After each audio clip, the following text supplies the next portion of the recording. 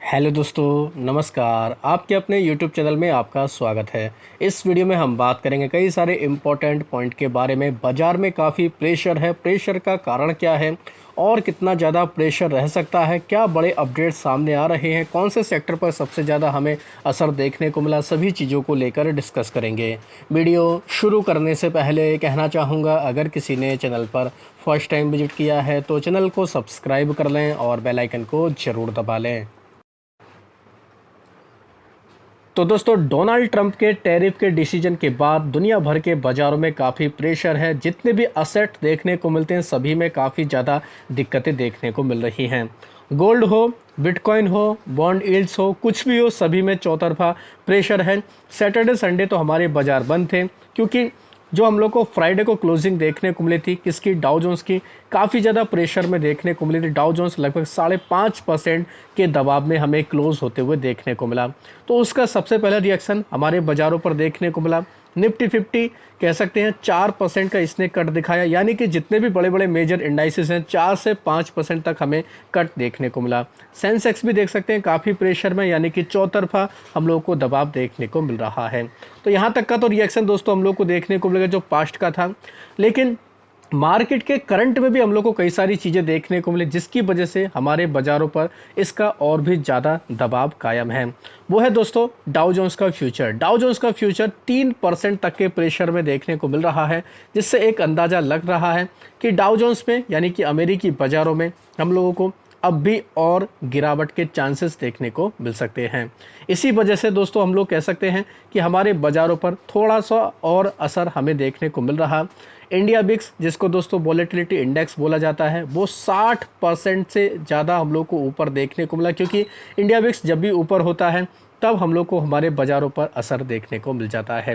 Covid के दौरान इतना ज़्यादा प्रेशर एक दिन में देखने को मिला था जितना हम लोगों को अब देखने को मिला है। दुनिया भर के बाज़ारों की अगर बात की जाए, वहाँ पर भी चौतरफा दिक्कतें हैं, तो उसका असर भी हमारे बाज़ारों पर देखने को मिल रहा है। तो दोस्तों देख सकते हैं जर्मनी के डेक्स की अगर बात करें तो यहाँ पर 6% तक का कट। फुट्सी की बात करें, फुट्सी 100 में हम लोग को यहाँ पर 4-4.5% का कट, हालांकि प्रेशर काफ़ी ज़्यादा था। सीएसई की बात करें, इसमें देख सकते हैं 5.5% का कट। यूरो के बाज़ारों की बात करें यहाँ पर 5.5% तक का कट। इनके अलावा फुट्सी एमआईबी की बात करें, यहाँ पर भी प्रेशर, यानी कि दुनिया भर के बाज़ारों में दिक्कतें। और भी देख लेते हैं दोस्तों, अगर निक्केई की बात करें, निक्केई में हम लोग को दोस्तों 7.5% तक का कट देखने को मिला। निक्केई में भी काफ़ी ज़्यादा दिक्कतें हैं। जापान का इंडेक्स हमें देखने को मिलता है। शंघाई की बात करें यानी चाइना के बाज़ारों की बात करें, यहाँ पर भी हम लोग को 7-7.5% तक का दिक्कतें देखने को मिली। तो सभी इंडाइसिस में दिक्कतें। हैंग सेंग देख सकते हैं दोस्तों, हांगकांग का हैंग सेंग, यहाँ पर तो 13% तक का हम लोग को प्रेशर देखने को मिला। तो ये भी कहीं ना कहीं कह सकते हैं हमारे बाज़ारों पर दबाव डालने की कोशिश कर रहे हैं, क्योंकि ग्लोबली सभी बाज़ारों पर असर है तो भारतीय बाज़ारों पर भी इसका असर देखने को मिल रहा है। अब ये कहानी कहाँ से शुरुआत होती है दोस्तों, ये भी हम लोग को जानना काफ़ी इंपॉर्टेंट रह जाता है। तो बाजार में गिरावट के जो मेन कारण हमें देखने को मिल रहे हैं, इसकी शुरुआत होती है अमेरिका से। अमेरिका से इसलिए क्योंकि दोस्तों चाइना ने क्या किया, जो अमेरिका ने रेसिप्रोकल टैरिफ लगाया था 180 देशों के ऊपर, चाइना ने इसके जवाब में 34% अतिरिक्त टैरिफ लगा दिया अमेरिका से आने वाले उत्पादों के ऊपर। तो यहाँ से क्या हुआ, ट्रेड वॉर की सिचुएशन शुरू हो गई। ऐसी खबरें आने लगी कि ट्रेड वॉर अब शुरू होने वाला है, क्योंकि यूरोपियन कंट्रीज़ की बात करें वहाँ पर भी ये चीज़ें देखने को मिल रही हैं कि अगर बातचीत से ये मामला नहीं सुलझता है तो हम भी एक्शन लेंगे। बाकी और भी कंट्रीज़ भी ऐसी प्लानिंग कर रही हैं।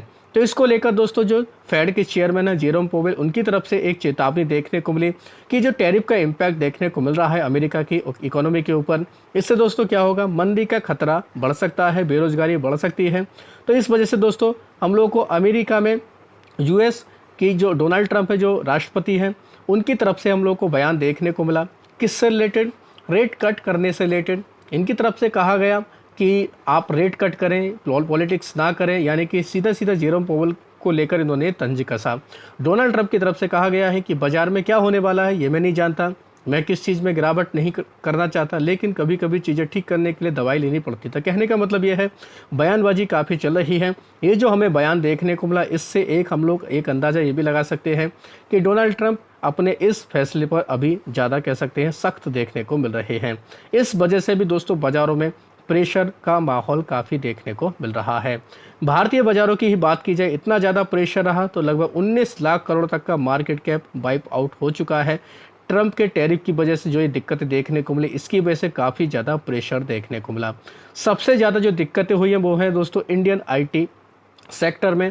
हम लोग को 7% तक यहाँ पर दोस्तों कई सारी कंपनियां प्रेशर में देखने को मिली, क्योंकि रिसेशन का फियर है और रिसेशन के खतरे की वजह से क्या होता है आपको पता ही है, आईटी कंपनियों के ऊपर सबसे ज़्यादा असर पड़ता है। पिछली बार भी जब दोस्तों यूएस में जो यूएस फेड की तरफ से रेट कट नहीं की जा रही थी तो आईटी कंपनियों को ऑर्डर मिलने कम हो गए थे, इस वजह से उनकी अर्निंग्स पर भी असर पड़ा था। अब फिर से ये खतरा है, इस वजह से आईटी कंपनियों के ऊपर ये दिक्कतें सबसे ज़्यादा देखने को मिली हैं। कई कंपनियां तो ऐसे हैं जो 52 वीक लो टच की, जैसे इन्फोसिस में काफ़ी दबाव देखने को मिला हम लोग को। टाटा एलेक्सी जैसी कंपनियां 52 वीक लो पर देखने को मिले, टीसीएस 52 वीक लो पर देखने को मिले। हालांकि बाकी कंपनियां प्रेशर में, जैसे एचसीएल टेक, विप्रो, कोफोर्ज, टेक महिंद्रा, एलटीआई माइंट्री, एम्फेसिस, सभी कंपनियां हम लोग को दबाव में देखने को मिली। आईटी में केपीआईटी टेक जैसी कंपनी, हैप्पीएस्ट माइंड, ये सभी कंपनियां हम लोग को 52 वीक लो पर देखने को मिली। इतना ज़्यादा प्रेशर हमें आईटी कंपनियों के ऊपर देखने को मिला। आईटी के बाद में दूसरा सेक्टर सबसे ज़्यादा प्रेशर में है मेटल और ऑटो। यहाँ पर भी हम लोग को 7 से 8% तक इंडाइसिस के लेवल पर देखें तो प्रेशर देखने को मिला।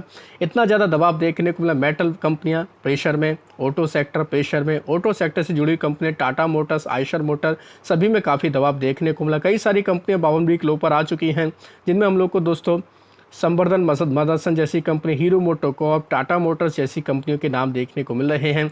सभी कंपनियां 52 वीक लो पर आ चुकी हैं। तो इतना ज़्यादा दबाव हम लोग को दोस्तों देखने को मिल रहा है, इतना ज़्यादा चौतरफा प्रेशर देखने को मिल रहा है। ट्रंप के इस फैसले का असर इक्विटी मार्केट पर ही नहीं, गोल्ड प्राइसेस, जिसको गोल्ड को सबसे ज़्यादा सेफ माना जाता है, वहाँ पर भी काफ़ी प्रेशर देखने को मिला। बाकी जितने भी असेट देखने को मिलते हैं वहाँ पर भी प्रेशर है। बिटकॉइन देख सकते हैं, क्रिप्टो करेंसी बाजार में बिटकॉइन में भी काफ़ी दबाव देखने को मिला। $76,000 के नीचे ही हमें देखने को मिला, इतना ज़्यादा दबाव यहाँ पर देखने को मिला।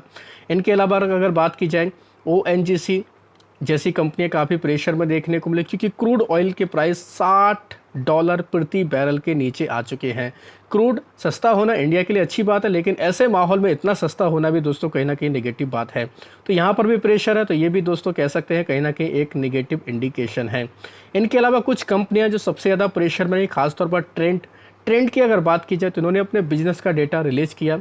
नंबर अच्छे नो डाउट, लेकिन पसंद नहीं आए। किसको दोस्तों? एनालिस्ट को ये पसंद नहीं आए और इन्होंने दोस्तों बियरिश कमेंट्री दी ट्रेंड को लेकर। एक तो बाजार का मूड एंड माहौल ख़राब, साथ ही ये जो रिपोर्ट्स आई इनको लेकर भी, तो चौतरफा प्रेशर हमें ट्रेंड के ऊपर देखने को मिला। इस वजह से ट्रेंड में सबसे ज़्यादा हम लोग को गिरावट देखने को मिली। बाकी और भी कंपनियां देखें, अगर मार्केट इंफ्रा से जुड़ी कंपनियों की बात की जाए उनमें भी प्रेशर रहा, खासतौर पर बीएससी में भी दोस्तों काफ़ी ज़्यादा हमें दबाव देखने को मिला, इसमें भी काफ़ी प्रेशर रहा। इनके अलावा सीडीएसएल, यहाँ पर भी काफ़ी ज़्यादा प्रेशर देखने को मिला। हालांकि मंथली इनका डीमेट अकाउंट का डेटा आया था, ठीक ठाक डेटा था, लेकिन बाजार में प्रेशर था, इस वजह से इस कंपनी के ऊपर भी काफ़ी ज़्यादा प्रेशर रहा। एंजल वन, इसके भी डेटा हम लोग को ठीक ठाक देखने को मिला था, इसमें भी काफ़ी प्रेशर आया। एंजल वन में भी काफ़ी दबाव देखने को मिला। कैम्स की बात करें, कैपिटल मार्केट इंफ्रा से जुड़ी हुई सभी कंपनियों में काफ़ी दिक्कतें देखने को मिली। अडानी ग्रुप की अगर बात की जाए, अडानी ग्रुप की कंपनियां भी काफ़ी प्रेशर में रही, खासतौर पर अडानी एंटरप्राइज, अडानी ग्रीन, इनमें काफ़ी प्रेशर रहा। अडानी पावर में काफ़ी प्रेशर रहा है। अडानी टोटल गैस और एनडीटीवी, इनमें भी काफ़ी ज़्यादा हमें दिक्कतें देखने को मिली। तो कहने का मतलब ये है कि चौतरफा प्रेशर है, तो कोई ऐसी कंपनी नहीं है, कोई ऐसा ग्रुप नहीं है जहां पर ये दिक्कतें देखने को नहीं मिली। अब सवाल उठता है कि क्या ये अभी और भी कंटिन्यू रहेगा? तो दोस्तों डाउ जोन्स के फ्यूचर को देखकर तो लग ही रहा है कि 1-2 दिन और सिचुएशन ऐसी रह सकती है, लेकिन डोनाल्ड ट्रंप की तरफ से अगर कुछ बड़े फैसले आ जाते हैं या टैरिफ को वापस ले लिया जाता है, तो ये कहीं ना कहीं कह सकते हैं अच्छी बात हो सकती है। तो बाजार में हम लोग को फिर से एक तरीके से हरा निशान देखने को मिल सकता है। तो कहने का मतलब ये है कि सिचुएशन डिपेंड करती है डोनाल्ड ट्रंप के ऊपर।